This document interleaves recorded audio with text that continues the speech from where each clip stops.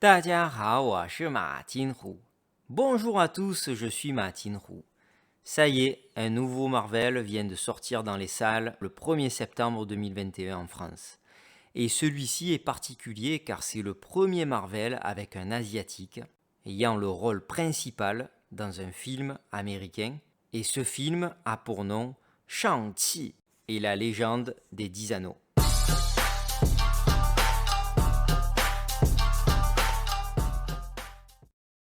Le but de cette vidéo n'est pas de parler du film en lui-même, car je ne l'ai pas encore vu, mais de présenter l'origine de ce Marvel, le personnage de Shang-Chi et l'acteur qui a été choisi pour le rôle. Eh oui, vous avez bien entendu la prononciation est Shang-Chi, Shang-Chi.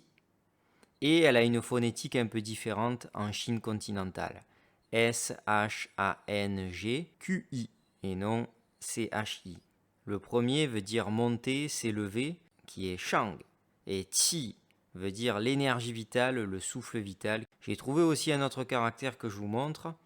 Au lieu de Shang, même si c'est la même prononciation quatrième ton, vous avez un autre qui veut dire estimer, la valeur, donc peut-être l'estime du Qi, de l'énergie vitale. Mais le plus souvent, on rencontre quand même le premier caractère qui veut dire monter, s'élever. Alors, qui est Shang-Chi?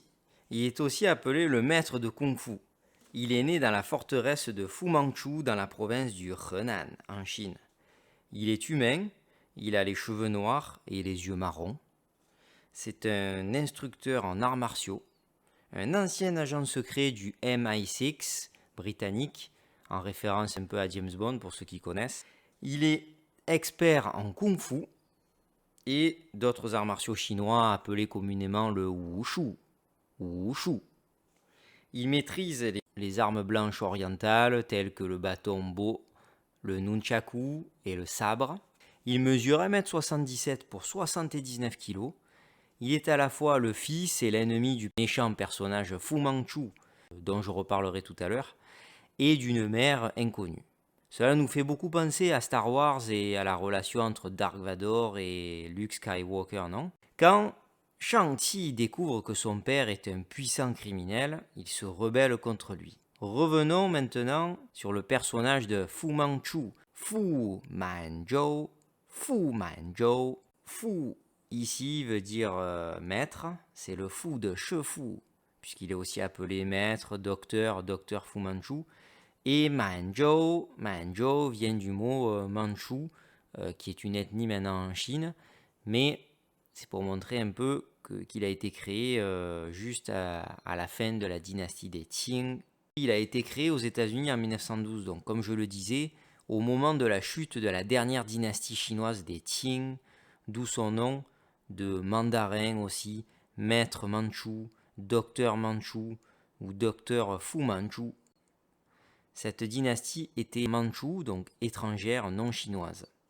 Après les deux guerres d'opium et la colonisation des Occidentaux en Chine, et aussi la révolte des Boxers en 1901, qui était une société secrète chinoise qui voulait se rebeller en 1901 contre la dynastie étrangère en place, et l'invasion bien sûr des colons occidentaux par la même occasion, Fu Manchu est la représentation des clichés et stéréotypes racistes de l'époque en Occident et de la peur de l'invasion chinoise appelée le péril jaune. Au fil du temps, le personnage de Fu Manchu a pris d'autres noms. Le plus connu est Zheng Zu. Zheng Zu était un grand sorcier.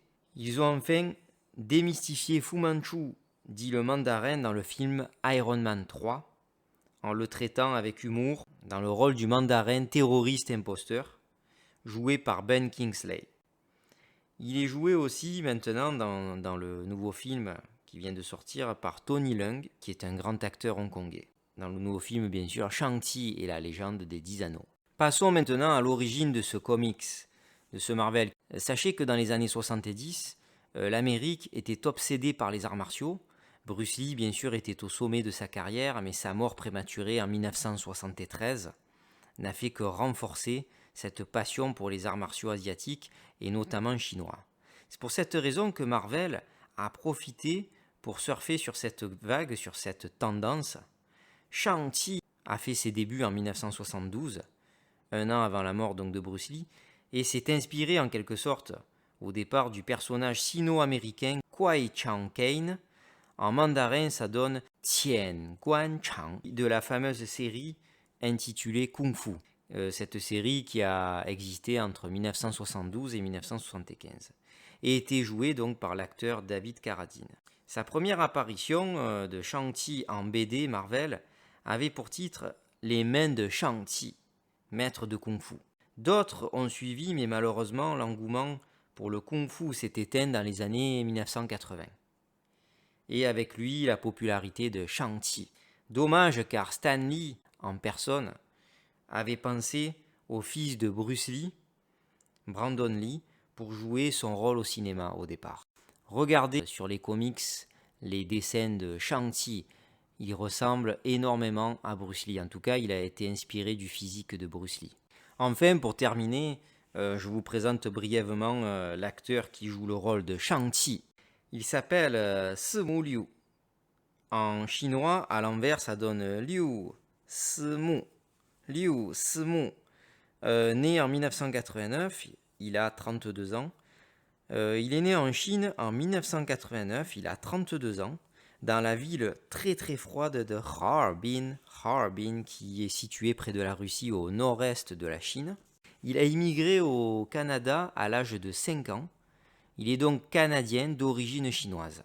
Après des études dans la finance, il s'est lancé dans le cinéma. Il a joué quelques rôles et a été cascadeur. Il a commencé à se faire connaître avec quelques apparitions, notamment dans la série américaine très connue Bienvenue chez les Huang, où il joue un vendeur de nouilles. Il est également écrivain et réalisateur de courts-métrages. Espérons que ce rôle de Shang-Chi lui ouvrira les portes d'une grande carrière d'acteur. Voilà, c'est tout pour cette vidéo. J'espère que ça vous a plu et que vous n'êtes pas trop perdu dans un trop-plein d'informations. À très bientôt en tout cas pour de nouvelles vidéos. 谢谢，再见. À bientôt sur ma chaîne et n'oubliez pas de partager et de liker.